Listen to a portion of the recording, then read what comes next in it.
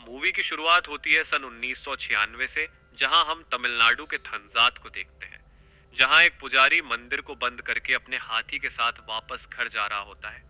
अब उसी मंदिर के बाहर हमें अरुण नाम के एक लड़के को दिखाया जाता है, जिसकी उम्र अभी करीब 18 से 19 साल की होती है। वो पता नहीं किसी बात से परेशान होता है और उसकी आंखों में आंसू होते हैं। तभी उस पुजारी के साथ चल रहा हाथी अरुण के पास आता है और उसको उठा देता है। पुजारी यह देखकर अरुण से कहता है कि यह कह रहा है कि कब तक यहीं लेटे रहोगे, रात हो चुकी है, हमारा घर जाने का समय हो गया है। यह सुनकर अरुण उस हाथी को छूते हुए इमोशनल हो जाता है और कहता है कि काका, मेरा घर बिक चुका है और मेरा परिवार यहाँ से जा रहा है, इसीलिए मैं यहाँ लेटा था। अब वो पंडित कुछ कह पाता तब तक अरुण वहां से चला जाता है। घर जाकर हमें पता चलता है कि अरुण के कुछ रिश्तेदारों ने बंटवारे के वक्त जानबूझकर ऐसी साजिश रची थी कि उसके पिता का घर अब उनका नहीं रहा था। यही वजह थी कि आज रात पूरा परिवार चेन्नई शिफ्ट हो रहा था। जब अरुण के पिता वहां से जा रहे होते हैं तो उनका एक मुस्लिम नौकर उनसे कहता है कि आप घर के जाने की वजह से इस जगह को क्यों छोड़ रहे हैं, आप यहीं कहीं दूसरा घर ले लीजिए। देखिए अरुण का मन कितना दुखी है, लेकिन उसके पिता कहते हैं कि यह घर मेरे बाप दादा का आशीर्वाद था, आज इन लोगों ने मुझसे वह छीन लिया, इसीलिए मैं आस पास रहूंगा तो हमेशा दुखी रहूंगा, इससे तो अच्छा है कि मैं कहीं दूर चला जाऊं। इसके बाद अरुण घर के अंदर जाता है, इधर उधर देखकर इमोशनल होने लगता है। उसे पता नहीं कि वह फिर कब इस घर में आएगा या आएगा भी या नहीं।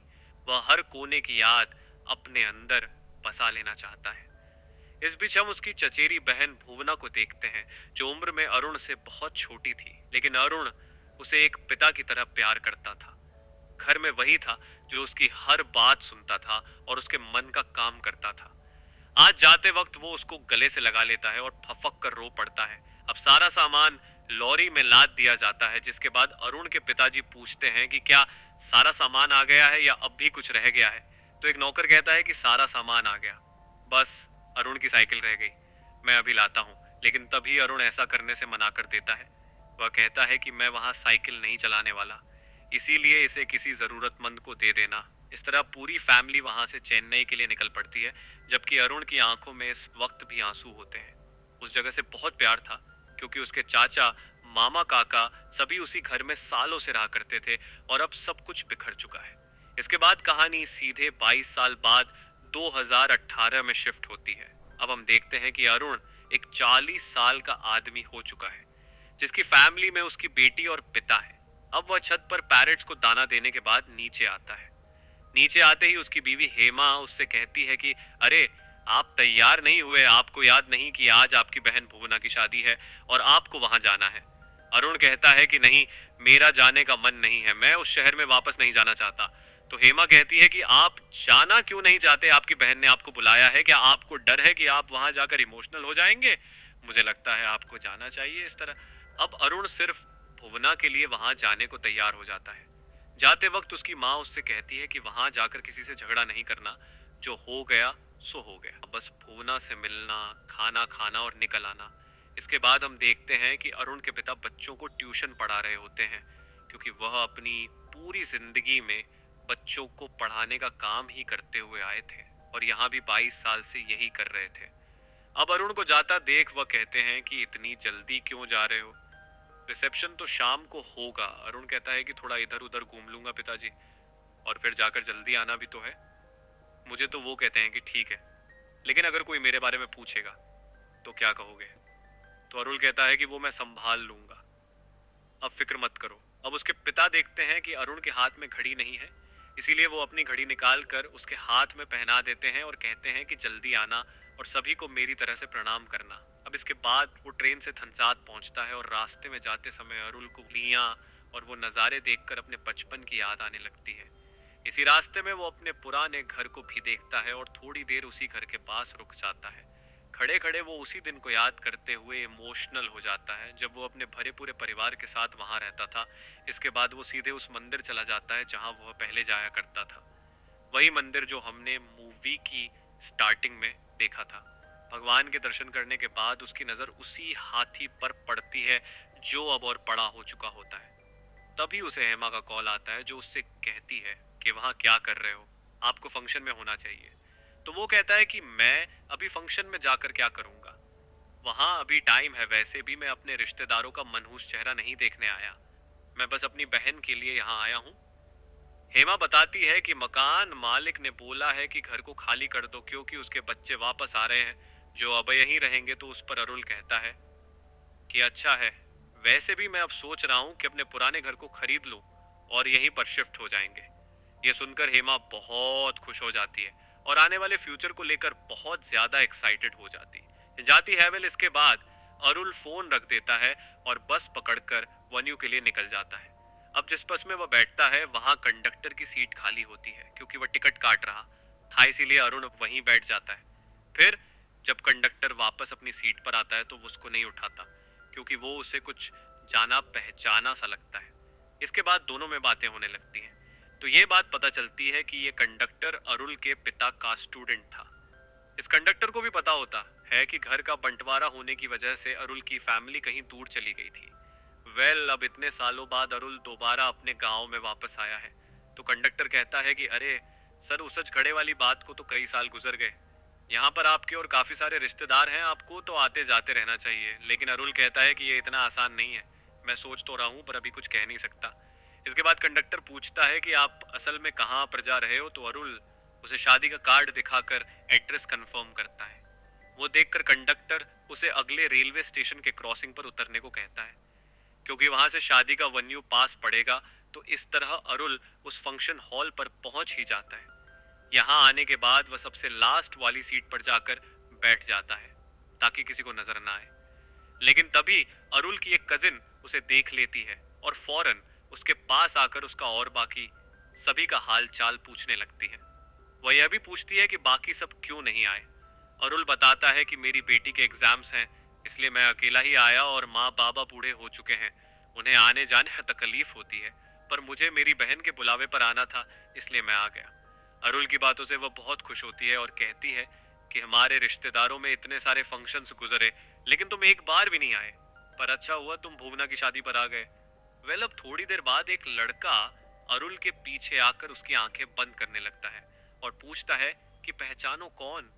तो अरुण पहचान नहीं पाता। इसके बाद वह लड़का दोबारा थोड़े क्लूज देता है, लेकिन इसके बावजूद भी अरुण उस लड़के को नहीं पहचान पाता।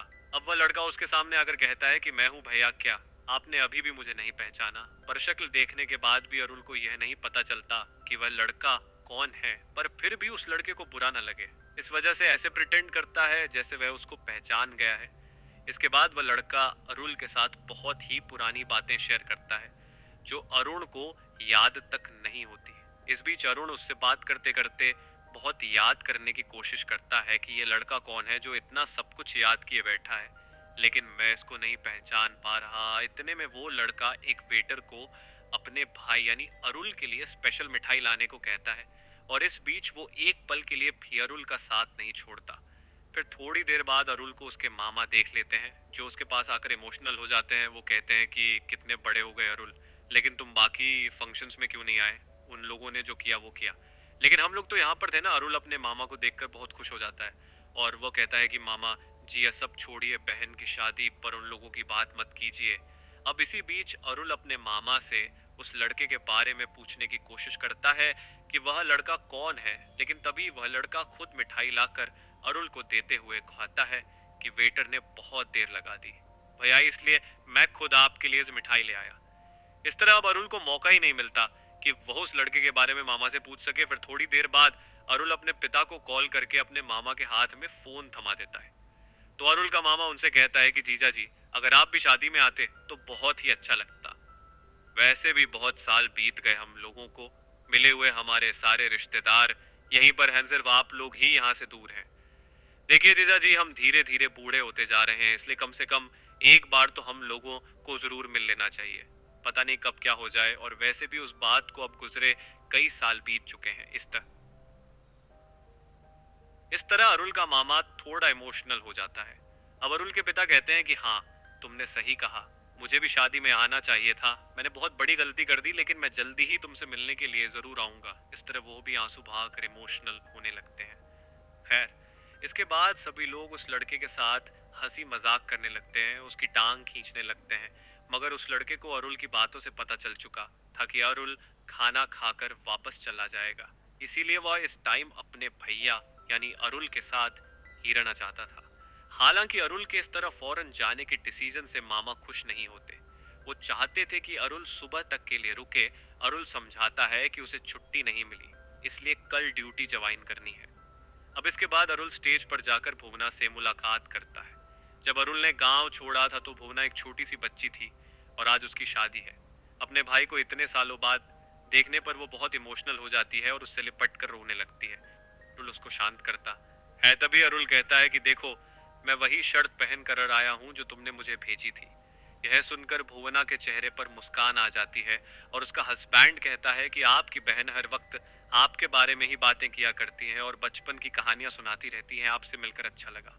इसके बाद अरुल अपने लाए हुए गिफ्ट को भुवना के हाथों में रख देता है और भुवना उसी वक्त उन गिफ्ट्स को ओपन करने लगती है जिसमें एक बड़ा सा बक्सा होता है। अरुल कहता है कि अभी रहने दो भुवना, बाद में ओपन कर लेना। पीछे और भी लोग खड़े हैं तो भुवना कहती है कि मैंने अपने भाई के लिए 22 साल इंतजार किया है। वो मेरी दी हुई शर्ट पहन कर आया है तो मैं भी उसके दिए हुए गिफ्ट को अभी ओपन करूंगी। आज के दिन मेरे लिए यह सबसे कीमती चीज है। अब उस बॉक्स के अंदर अरुल अपनी बहन के लिए अलग अलग गहने लाया होता है, जिन्हें देखते ही भुवना इमोशनल होकर कहती है कि भैया यह सारी चीजें तुम अपने हाथों से मुझे पहनाओ ना।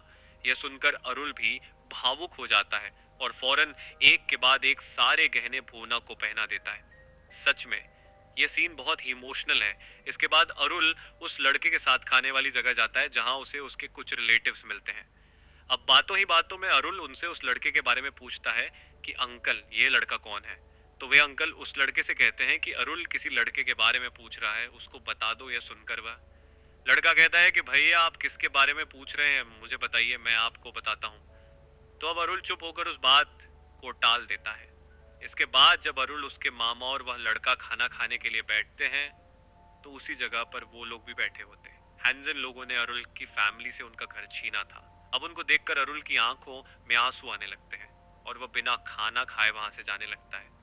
लेकिन तभी उसका मामा उससे कहता है कि अभी थोड़ी देर पहले ही तुमने मुझसे कहा था कि मामा उन लोगों की बात मत करो, मैं बस अपनी बहन की शादी में आया हूँ। तो फिर अब क्यों इन लोगों पर ध्यान दे रहे हो? चलो चुपचाप बैठकर खाना खाओ। उसके बाद ही यहाँ से हिलना। इस तरह मामा फाइनली अरुल को वहां रोक लेता है और वह लड़का भी इस सिचुएशन में अरुल का दिमाग बटा के लिए इधर उधर की बातें करने लगता है ताकि अरुल उन लोगों पर ध्यान ना दे। इस बीच बातों ही बातों में वह लड़का अरुल से उसका फोन नंबर पूछता है तो अरुल उसे जानबूझकर गलत नंबर देता है, जिसके बाद वह लड़का अपना नंबर एक पेपर पर लिखकर अरुल की पॉकेट में रख देता है। अब खाना खाने के बाद वो लड़का अरुल से कहता है कि भैया आप भुवना को जाकर बता दीजिए कि आप जाने वाले हो, क्योंकि उसे अच्छा नहीं लगेगा। लेकिन अरुल थोड़ी देर चुप रहकर फिर कहता है कि नहीं, अगर मैं उसे बताऊंगा तो वह मुझे जाने नहीं देगी, इसीलिए बस तुम मुझे किसी भी तरह से बस पकड़वा दो, क्योंकि सुबह ऑफिस में मुझे बहुत सारा काम है। इस तरह जब वो लड़का अरुल को ड्रॉप करने के लिए अपना स्कूटर लेने जाता है तो इतने में अरुल हेमा को कॉल करके बताता है कि हमने फंक्शन अटेंड कर लिया है और अब हम बस स्टॉप पर बस पकड़ने जा रहे हैं। तो ये सुनकर हेमा पूछती है कि हमसे मतलब आपके साथ और कौन है? तो अरुल कहता है कि मैं, मामा जी और एक और लड़का है, पर पता नहीं वो कोड़ा कौन है, उसने मुझे पहचान लिया लेकिन मैं अभी तक उसको पहचान नहीं पाया। अब मैं उससे पूछ भी नहीं सकता क्योंकि वह शुरू से मेरे साथ ही है, इसीलिए अब पूछूंगा तो शायद उसको अच्छा ना लगे। हेमा कहती है कि आप मुझे थोड़े सुकून में लग रहे हैं, इतने सालों में पहली बार गए वो, इसीलिए थोड़े दिन रुक आओ, कुछ दिन रिश्तेदारों के घर रुक लो, तुमको वैसे भी टाइम कहाँ मिलता है। तो इस पर अरुल कहता है कि नहीं, मैं यहाँ पर नहीं रुकने वाला, और वैसे भी यहाँ ये लड़का अपने प्यार से मुझे मार दे रहा है, इसलिए मैं निकल रहा हूँ। अब ठीक उसी वक्त वहाँ वह लड़का आकर अरुल के हाथ से फोन लेकर हेमा से बात करने लगता है। कहता है कि मुझे पता है आप मुझे नहीं जानती, लेकिन भैया मुझे बहुत ही अच्छी तरह से जानते हैं, इसीलिए घर वापस आने के बाद वह मेरे बारे में आपको बताएंगे। अभी मैं उनको ड्रॉप करने जा रहा हूँ, आप फिक्र मत कीजिए, वो टाइम से घर आ जाएंगे। इस तरह वो अपनी बात ही सुनता रहता है और हेमा को बात करने का मौका ही नहीं देता। तवेल अब वहां से जाते वक्त अरुल अपने मामा जी से मुलाकात करता है जो कि इमोशनल हो जाते हैं और उनके साथ साथ अरुल की आंखें भी नम हो जाती हैं। खैर इसके बाद वह लड़का अरुल को अपनी बाइक पर बैठाकर बस स्टॉप पर ले जाने लगता है। अब अरुल तो बहुत खुश होता है कि वह समय से वापस लौट कर जा रहा है, लेकिन वह लड़का असल में बहुत ही दुखी होता है। कि उसका भाई बस कुछ ही घंटों में वापस जा रहा है। अब थोड़ी दूर जाने के बाद वो लड़का अरुल से कहता है कि भैया, यहाँ की गुड़ की चाय बहुत ही अच्छी होती है, चलो एक एक कप पीते हैं। ये सुनकर अरुल कहता है कि अरे, अब चाय की क्या जरूरत, बस के लिए लेट हो जाएगा। तो वो लड़का कहता है कि अरे भैया, बस के लिए अभी बहुत सारा टाइम है, और वैसे भी बिना मुझसे पूछे वो बस नहीं निकलेगी। अब वो खड़े खड़े चाय पीने लगते हैं कि इतने में उनके सामने से वह आखिरी बस भी निकल जाती है। अब अरुल इस चीज को ऑब्जर्व नहीं करता, लेकिन वो लड़का इस चीज को देखकर बहुत खुश होता है। इसके बाद दोनों बस स्टॉप पर जाकर आखिरी बस के बारे में पूछते हैं। तो वो आदमी कहता है कि बस निकले हुए आधा घंटा बीत गया है। अब ये जानने के बाद अरुल उस लड़के को बहुत डांटता है कि तुम्हारी वजह से मैंने अपनी बस खो दी क्या? मैंने तुमसे पूछा था कि मुझे चाय पीनी है, इसीलिए अब तक जो तुमने मेरे लिए किया वो काफी है। अब बस मेरी एक छोटी सी हेल्प कर दो, इस गांव में कौन सी लॉज है, बस वहां पर मुझे ले चलो। यह सुनकर वो लड़का कहता है कि अरे भैया, लॉज की क्या जरूरत, हमारा घर है ना, और वैसे भी यहाँ की लॉजेस बहुत ही गंदे होते हैं। तो अरुल कहता है कि नहीं, मैं घर पे नहीं आऊंगा, सुबह होते ही पहली बस पकड़कर मुझे निकलना होगा, और वैसे भी लॉज जितने भी गंदे हो मैं एडजस्ट कर लूंगा। इस तरह से वह अपनी जिद पर अड़ा रहता है। इसीलिए वह लड़का अब अरुल को दो ऐसे लॉज के पास लाता है जो बहुत ही गंदे थे। फिर जब अरुण उन दोनों लॉजेस को चेक करता है तो सच में वह बहुत ही गंदे होते हैं। अब उस लड़के को पता था कि अरुण ऐसी जगह नहीं रुकेगा, इसीलिए वह लड़का यानी सुंदरम वहां से जाता नहीं और वहीं पर खड़ा रहता है। तो फाइनली अब अरुण अरुल डिसाइड कर लेता है कि वह उस लड़के के साथ उसके घर जाएगा, और ये सुनते ही उस लड़के की खुशी का ठिकाना नहीं रहता। वह फौरन अपनी बीवी नंदिनी को कॉल करके बताता है कि मेरे अरुल भैया हमारे घर पर आ रहे हैं, तुम सब कुछ इंतजाम करके रखो, रात को भैया घर पर ही रुकेंगे। वहीं अरुल भी हेमा को कॉल करके यही बताता है कि मैं कल नहीं आ पाऊंगा, इसीलिए सुबह मेरे ऑफिस में कॉल करके फॉर्म कर देना। इसके बाद अरुल उस लड़के के घर आता है जहां उस लड़के की बीवी नंदिनी उसका अच्छे से वेलकम करती है और कहती है कि भैया आप फ्रेश हो जाइए, मैं खाना लगा देती हूँ, बताइए आप क्या खाएंगे। पर अरुण कहता है कि मेरा पेट तो भरा हुआ है, शादी में हम लोग खाना खा चुके हैं और फिर इसे ने चाय भी पिला दी, तुम परेशान मत हो। इसके बाद अरुण उस लड़के से कहता है कि मुझे बाथरूम दिखा दो, मुझे रात को नहाने की आदत है। तो इस तरह से वह लड़का अरुल को बाथरूम दिखाने लगता है। फिर नहाते वक्त अचानक वह लड़का अरुल से पूछता है कि भैया क्या तुम बियर वगैरह पीते हो? तो अरुल मना करता है, लेकिन इसके बावजूद भी वह लड़का अरुल को इसके लिए मना ही लेता है। वह कहता है कि भैया इतने दिन बाद आप मिले हो, चलो थोड़ा मिलकर बातें करेंगे। इसीलिए अरुल अब मान जाता है ताकि वह उस लड़के का नाम पता कर सके। अब नहाने के बाद अरुल उस लड़के के सारे घर को ध्यान से देखता है और ये पता करने की कोशिश करता है कि आखिर उस लड़के का नाम क्या है। इस बीच वह दीवार पर लगे हुए फोटोग्राफ्स वगैरह को देखने लगता है, पर तभी नंदिनी वहां पर आकर कहती हैं कि भैया आपको उन्होंने घर के पीछे बुलाया है, आप उनकी बातों को माइंड मत कीजिए, वो कुछ ज्यादा ही बातें करते हैं, लेकिन वह आपसे बहुत प्यार करते हैं, अक्सर आपकी बातें छेड़ देते हैं, आप जाएंगे तो कई दिनों तक आपकी ही बातें करते रहेंगे। अरुल ये सुनकर अंदर ही अंदर गिल्ट महसूस करता है कि जो लड़का मेरे बारे में ऐसी फीलिंगलेस बात, अब अरुल घर के पीछे जाता है जहां पर सुंदरम ने सब कुछ सेट करके रखा था। एक्चुअली यहाँ पर कोई बियर नहीं होती, बस लोग फलों का जूस होता है। फिर दोनों के बीच काफी सारे इमोशनल डिस्कशन और कन्वर्सेशन चलते हैं। तभी वो लड़का कहता है कि भैया तुमने तो नहीं सोचा होगा ना कितने सालों बाद मुझसे मुलाकात करके मेरे साथ बियर पियोगे? तो अरुल कहता है कि हाँ तुमने ठीक कहा, मैंने आज तक सच में यह सोचा ही नहीं था। इस बीच अब अरुल के पास भुवना का कॉल आने लगता है, लेकिन वो फोन पिक नहीं करता क्योंकि वह जानता था कि अगर भुवना कोपता चला कि वो अभी नहीं निकला तो वो उसे वापस बुला लेगी। खैर इसके बाद अरुल कहता है कि सच में तुम्हारा घर बहुत ही अच्छा है, क्या ये तुम्हारा पुश्तैनी घर है? तो वह लड़का कहता है कि अरे नहीं भैया, मेरा बचपन का घर तो डिब्बे जैसा था, मुश्किल से 4 लोग सोते थे।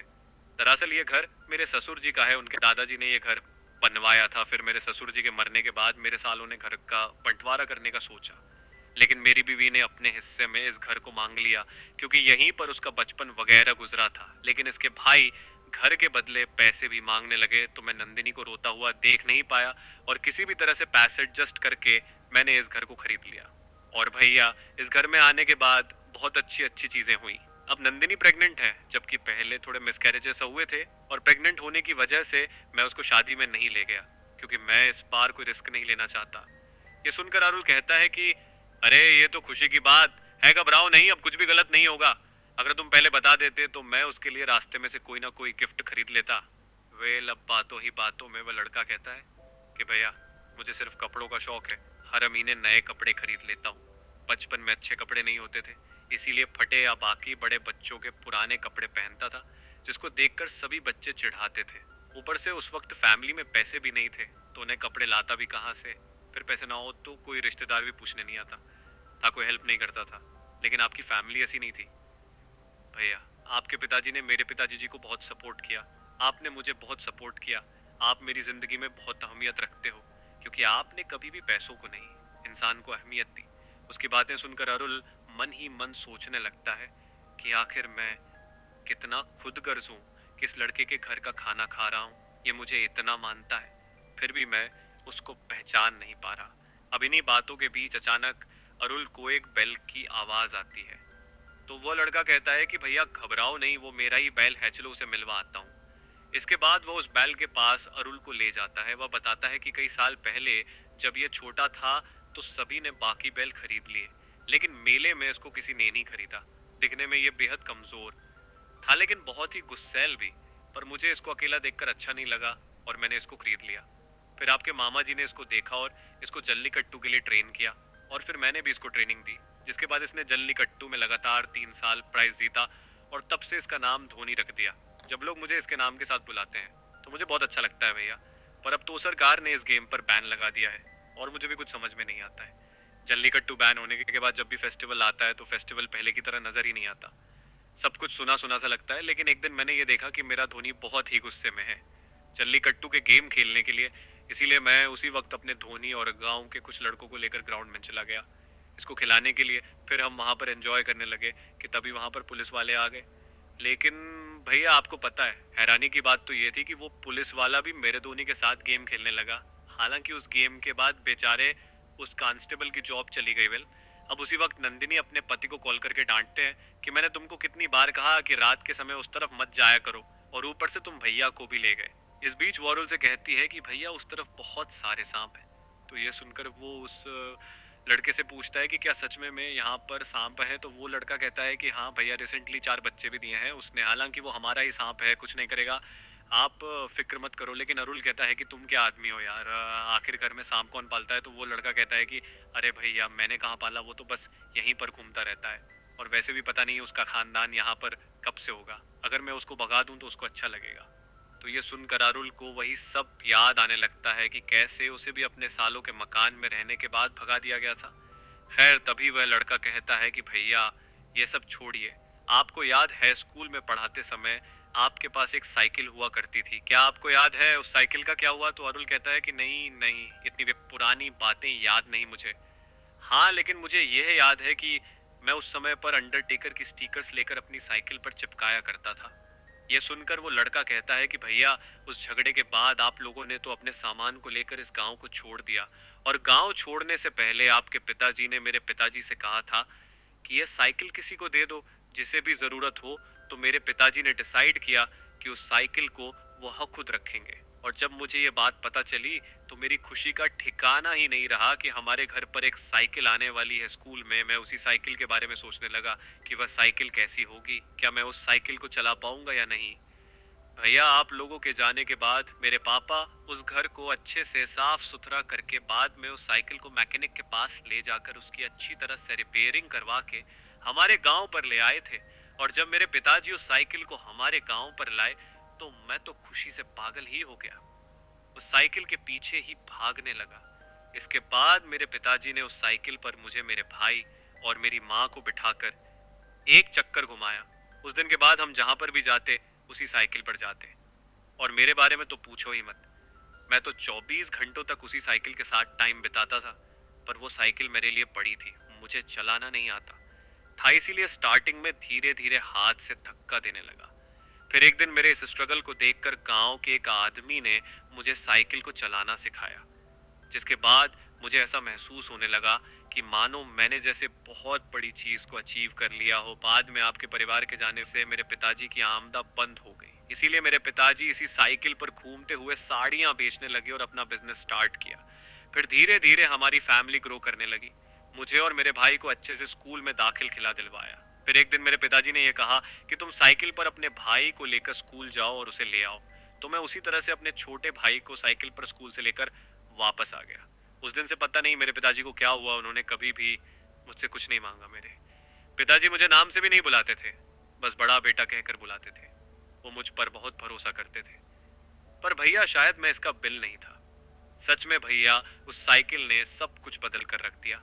हमारे पिताजी की जिंदगी, मेरी जिंदगी, मेरा छोटा भाई भी कॉलेज उसी साइकिल पर जाया करता था। सच में अगर तुम्हारी साइकिल नहीं होती तो शायद मेरी जिंदगी ऐसी नहीं होती। आपको बता दूं भैया, इसीलिए हम उस साइकिल की पूजा करते हैं। Thank you very much. वो साइकिल हमें देने के लिए इसी तरह से वह लड़का बहुत ही तेज रोने लगता है और उसे देखकर इतनी देर में अरुण के भी आंसू निकल आते हैं। फिर अरुण उसको संभालता है और मन ही मन सोचता है कि जो चीज उसके लिए किसी टाइम पर बस एक लोहे का कबाड़ थी, वो कैसे किसी दूसरे के लिए जिंदगी का सहारा बनी। वेल, अब इसके बाद वो लड़का अरुण को वही साइकिल दिखाने लगता है जो इस वक्त भी जैसी की तैसी होती है। इसके बाद अरुण कहता है कि चलो साइकिल पर बैठो, आज मैं तुम्हें घुमाता हूँ। अब अरुण उस साइकिल को चलाने लगता है और वो लड़का उसे नदी के पास ले जाता है। वहां जाकर वो दोनों फिर से बैठकर बियर वगैरह पीने लगते हैं। तभी बातों ही बातों में वो लड़का अरुण से कहता है कि भैया, आपको पता है मैंने अभी से मेरे बच्चे का नाम सोच लिया है। मैं और नंदिनी दोनों ही उस नाम के लिए एग्री हैं। वो नाम क्या होगा? अरुण कहता है कि वो तो ठीक है, लेकिन तुमने अगर लड़के का नाम सोचा हो और लड़की हो जाए, या लड़की का नाम सोचा हो और लड़का हो जाए, फिर क्या करोगे? तो वो लड़का कहता है कि यही तो बात है भैया, मैंने एक ऐसा नाम सोचा है जो लड़का और लड़की दोनों का हो सकता है। चलिए अब गेस कीजिए कि वो नाम क्या है। तो इसके बाद अरुण कुछ नाम गेस करता है, उसे बताने लगता है, पर फिर भी वह सही नाम नहीं सोच पाता और हार मान लेता है। फिर आखिर में वह लड़का कहता है कि भैया, मैंने अपने बच्चे का नाम सोचा है अरुण, यानी आपका नाम, ताकि चाहे वो लड़का हो या लड़की बिल्कुल आपकी ही तरह बने। यह सुनकर अब अरुण के होश उड़ जाते हैं। वह सोचने लगता है कि आखिर यह लड़का किस मिट्टी का बना है, इसने मुझे अंदर ही अंदर शर्मिंदा कर दिया है। देखो, मुझे इसका नाम तक नहीं पता और यह है कि अपने बच्चे का नाम मेरे नाम पर रखने का डिसीजन ले चुका है। तभी वो लड़का कहता है कि क्या हुआ भैया, आप उदास क्यों हो? क्या अभी भी घर के बारे में सोच रहे हो?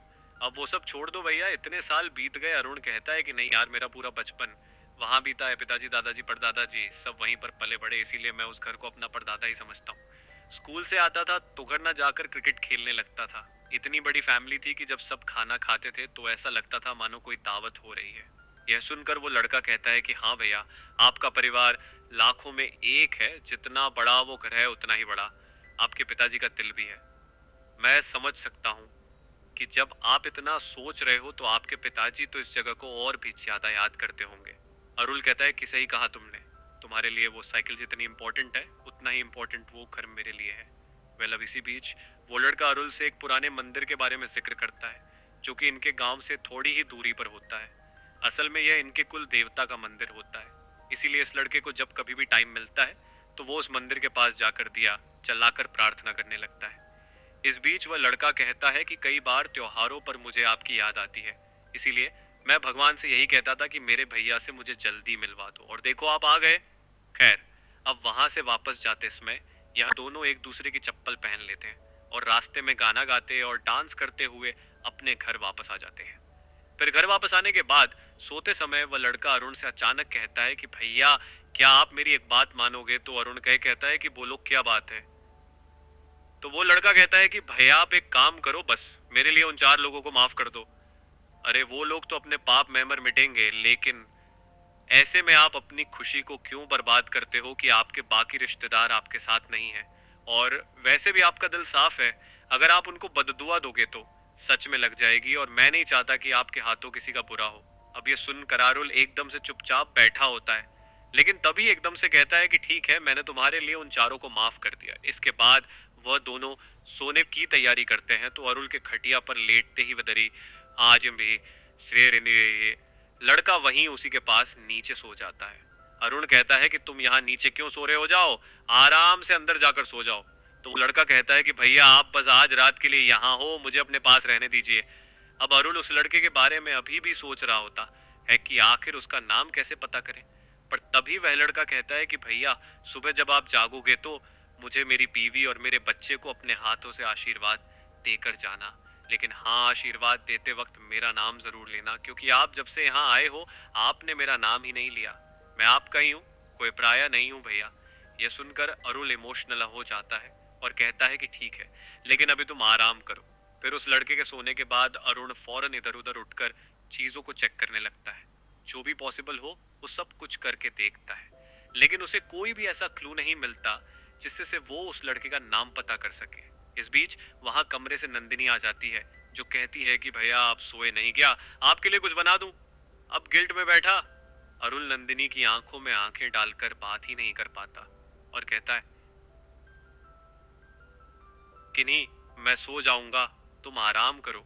इसके बाद वो बस धीरे धीरे रोने लगता है कि वो लड़का उसका ही कोई अपना है और उससे इतना प्यार करता है। आज उस लड़के की वजह से उसने अपने दुश्मनों को भी माफ कर दिया, लेकिन वो कितना खुदगर्ज है कि ऐसे बंदे का नाम तक नहीं जानता। खैर, अब नंदिनी के अपने कमरे में जाने के बाद अरुण फौरन वहां से जाने लगता है। उसका मन उसको अंदर ही अंदर खाए जा रहा था कि आखिर वह सुबह उसका नाम कैसे लेगा, और नहीं लिया तो बेचारे का दिल टूट जाएगा। उसको मुझसे कितनी उम्मीदें हैं, पर तभी जाने से पहले वह उसके मन की एक मुराद पूरी कर देता है। वह उसके सर पर अपना हाथ रखकर आशीर्वाद देता है और रोते हुए फौरन वहां से निकल जाता है। अब घर से थोड़ी दूर जाते ही वह देखता है कि वह गलती से उस लड़के की चप्पल पहन आया है, इसीलिए वह उन चप्पलों को ही छोड़कर बीच रास्ते से आगे निकल जाता है। पर तभी वह सोचता है कि ऐसा किया तो उस लड़के को बुरा लगेगा, इसीलिए वह उसकी निशानी के तौर पर उन चप्पलों को हाथ में लेकर बस स्टॉप की तरफ दौड़ पड़ता है। आप रास्ते में मंदिर पड़ने की वजह से वो मंदिर की तरफ मुड़ता है, लेकिन फिर कुछ सोचकर वहां से वापस जाने लगता है। यह देखकर वहां बैठी फूल वाली कहती है कि अरे अब वापस क्यों जा रहे हैं, मंदिर खुल चुका है, सुबह होने वाली है, आप दर्शन करके जाइए। यह सुनकर अरुल उस औरत को कुछ पैसे देकर कहता है कि मेरे नाम से आप प्रसाद चढ़ा देना, क्योंकि मैं अभी नहाया नहीं हूं और मुझे कहीं जाना है। वह औरत पूछती है कि किस नाम से प्रसाद चढ़ाना है, तो वह मन ही मन कहता है कि नाम ही तो नहीं पता। खैर, इसके बाद वह वहां से चला जाता है और बस पकड़ लेता है। फिर रास्ते में उसे वही कुल देवता का मंदिर दिखता है जिसके बारे में उसे उस लड़के ने बताया था। वह वहां उतरकर थोड़ी देर टाइम स्पेंड करता है जैसे उसके बुजुर्ग किया करते थे, और इसके बाद वह भगवान से उस लड़के के बच्चे की अच्छी सेहत की कामना करके वापस घर के लिए निकल पड़ता है। लेकिन जब से अरुल घर पर आया होता है बहुत ही गुमसुम सा होता है और अपनी बीवी और बेटी से ढंग से बात ही नहीं कर पाता। तो यह चीज ऑब्जर्व करके एक दिन हेमा उससे पूछती है कि आपको क्या हुआ, जब से गांव से वापस आए हो आपके अंदर काफी सारे चेंजेस आए हैं, क्या हुआ, कोई बात है क्या? तो इस तरह अरुल उसे उस लड़के के बारे में बताता है कि मैंने तुमसे कहा था ना कि गांव में मेरी मुलाकात एक बंदे से हुई। सच में हेमा, वो लड़का मेरी बहुत ही कद्र करता है, और मेरी ही नहीं वो पूरे जमाने की कद्र करता है। क्या बताऊं मैं तुम्हें उसके बारे में, पर असल बात ये है कि इतने सब के बाद भी मैं उसको पहचान नहीं पाया। उस दिन मैं उसको बिना बताए निकल आया। यहाँ आकर मैंने उसका नाम सोचने की काफी कोशिशें की, लेकिन कोई फायदा नहीं होगा। अब मेरे दिल में इस बात को लेकर एक बोझ है जो उतर ही नहीं रहा। अब यह सब वहां बैठी अरुल की बेटी भी सुन रही होती है, जो अपने पापा को इमोशनल देखकर खुद भी इमोशनल हो जाती है। वेल, अब कुछ दिन तक अरुल पैसे जमा करने लगता है अपने उसी घर को खरीदने के लिए। इस बारे में वो अपने मामा से भी पूछता है और अपने कुछ जान पहचान वाले लोगों से भी पैसे ले लेता है। फिर एक दिन अरुल की बेटी यह देखती है कि अरुल के कुछ पेपर्स में उस लड़के का फोन नंबर लिखा है, तो फौरन वो उस नंबर पर फोन करके फोन अरुल के हाथ में थमा देती है।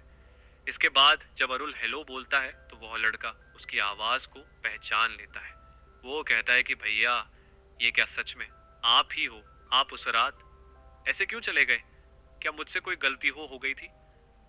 भैया यही जानने के लिए मैंने आपके नंबर पर कॉल किया था, पर वो किसी और ने उठाया और उल्टा मुझे गालियां देने लगा। अरुल उसकी बातों को चुपचाप सुन रहा होता है और एकदम से कहता है कि असल में मैंने गलती से गलत नंबर दे दिया होगा। पर वो लड़का कहता है कि नहीं भैया, मेरा ध्यान ही इधर उधर रहता है, मैंने ही गलत नंबर नोट कर लिया होगा। अब हिम्मत करके अरुल उससे पूछता है कि मैं तुमसे कुछ बात करना चाहता हूँ, लेकिन कहाँ से स्टार्ट करूँ पता नहीं चला रहा, और वैसे भी वापस आने के बाद मैं तुमको फोन करने वाला ही था। लेकिन काम की वजह से मैं तुमको फोन नहीं कर पाया। अब यह सुनकर वह लड़का कहता है कि हाँ भैया, मैं समझ गया, मुझे आपके मामा जी मिले थे। उन्होंने मुझे बताया था कि आप अपना पुराना घर खरीद रहे हैं और उसके लिए पैसों का अरेंजमेंट कर रहे हैं। इसीलिए आप फिक्र मत करो भैया, मैं आपको 15 लाख कैश दे दूंगा और बाकी मैं नंदिनी के गहने रखकर इंतजाम कर दूंगा और कुछ मेरे फंड से भी निकल आएगा। तो ये टोटल 25 लाख का अरेंजमेंट तो मैं ही कर दूंगा। यह सुनकर अरुल कहता है कि अरे नहीं नहीं, है बात पैसों के बारे में नहीं है, मैंने कुछ और बात करने के लिए तुमको फोन किया। तो वो लड़का कहता है कि देखो भैया, तुम मांगो या ना मांगो, मैं पैसे देकर ही रहूंगा और तुमको लेना ही पड़ेगा, मैं आपका अपना हूँ।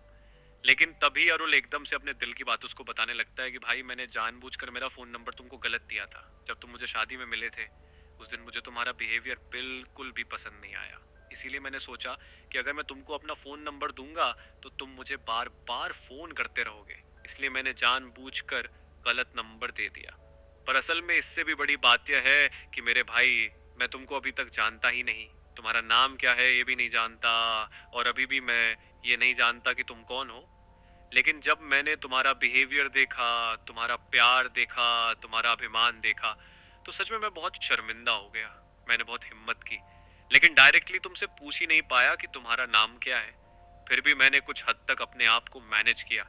लेकिन जब तुमने कहा था ना कि हम तीनों को नाम से बुलाकर आशीर्वाद देना, तो मुझसे वह बात बर्दाश्त नहीं हुई, इसलिए मैं वापस चला आया। अब यह सुनने के बाद वह लड़का बहुत ही दुखी होता है और पूछता है कि सच में भैया, क्या आप मेरे बारे में नहीं जानते मैं कौन हूँ? मेरा नाम अकिया है। तो अरुल कहता है कि प्लीज भाई, मुझे माफ कर दो, मैं सच्चे दिल से तुमसे माफी मांगता हूँ। जब तक तुम मुझे माफ नहीं करोगे मुझे सुकून नहीं मिलेगा। अब वो लड़का कहता है कि अरे भैया, ऐसी बड़ी बड़ी बातें मत करिए, लेकिन आपने मेरे बारे में जानने के लिए फोन तो किया ना, वही मेरे लिए काफी है। इसके बाद वह अरुण को एक बहुत ही लंबा रिश्ता बताने लगता है जो अरुल के सर के ऊपर से निकल जाता है। फिर वो लड़का कहता है कि 1994 में हमारी फैमिली कुछ वजह से आपके गांव में शिफ्ट हो गई थी और उसी वक्त मैं पहली बार बस में बैठा था और ठीक उसी वक्त आपका 10वां कंप्लीट हो गया था। आप हम सारे बच्चों के साथ खेला करते थे, कहीं पर भी जाते तो हम सभी बच्चों को साथ लेकर ही जाते थे। आप हम बच्चों को बहुत सारी अच्छी बातें सिखाते खाते थे और मार्केट जाते वक्त हम सभी को किसी न किसी सब्जी का नाम दे देते थे, किसी का भिंडी, किसी का बैंगन, किसी का मिर्ची, जिस वजह से रास्ते भर वह बच्चा ये याद रखता था कि मार्केट जाने के बाद मिर्ची कितनी लेनी है और बैंगन कितना लेना है। तो ये सुनते ही अरुल के दिमाग के फ्यूज बल्ब चल जाते हैं और वो कहता है कि अरे हाँ, मुझे याद आया, प्रिया का नाम भिंडी, मधु का नाम बैंगन, और हाँ मुझे याद आया तुम्हारा नाम था आलू। बोलो तुम आलू ही हो ना? अरे आलू, तुम तो बहुत बड़े हो गए हो और एक अच्छे इंसान भी बन गए, और देखो अब तुम्हारी शादी भी हो गई और बाप भी बनने वाले हो। फिर वो लड़का कहता है कि हाँ भैया, मैं आलू ही हूँ। अब जाकर आपने मुझे पहचाना, लेकिन भैया अभी भी आपने मुझे मेरे नाम से नहीं बुलाया, क्या है मेरा नाम बताइए। दोनों इस वक्त बहुत इमोशनल होते हैं। अब अरुल कहता है कि मुझे तो तुम्हारा नाम 1.5 मिनट पहले ही याद आ गया, लेकिन मैं तुमको तुम्हारे नाम से अभी नहीं बुलाऊंगा। इसके बाद फोन को कट करके अरुल घर पर बताकर उसी रात बस पकड़कर उस लड़के के गांव पहुंच जाता है और उसके घर के दरवाजे पर आकर कहता है, अरे आलू, दरवाजा खोलो, मैं जानता हूँ कि तुम दरवाजे के उस पार हो और मेरी आवाज भी सुन रहे हो, खोल दो मेरे मेडगन, दरवाजा खोल दो। अब अपना नाम सुनते ही वो लड़का घर का दरवाजा ओपन करता है और इस तरह से यह मूवी यहाँ पर दी एंड होती है। तो दोस्तों, मूवी ऑलरेडी इतनी बड़ी हो चुकी है कि मैं बस इतना कहूंगा कि इतनी बड़ी स्क्रिप्ट और एडिटिंग करके आप तक लाने में बहुत मेहनत लगती है। इसीलिए प्लीज इस वीडियो को लाइक और अपने दोस्तों के साथ शेयर कर देना और चैनल को सब्सक्राइब करके नोटिफिकेशन बेल को भी दबा देना। अब मैं मिलूंगा आपसे अगली ऐसी ही शानदार वीडियो में। Till then, take care and thanks for watching.